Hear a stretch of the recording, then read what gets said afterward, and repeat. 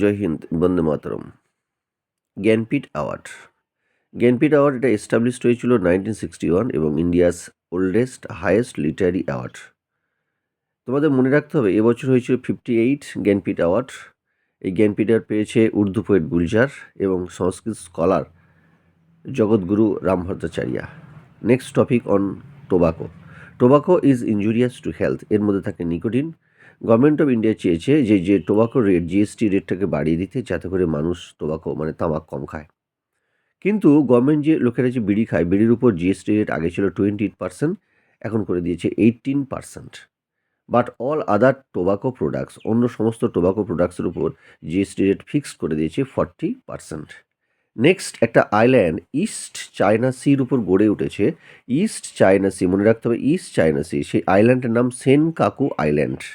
It is a disputed island, মানে বিবাদমান একটা island, দ্বীপ। কেন? চায়না বলছে এই সেনকাকু আইল্যান্ড আমাদের, জাপান বলছে এই সেনকাকু আইল্যান্ড আমাদের, এবং তাইওয়ান বলছে এই সেনকাকু আইল্যান্ড আমাদের। কারণ ওখানে সেনকাকু আইল্যান্ডের উপর অনেক কী আছে, রেয়ার আর্থ এলিমেন্টস আছে।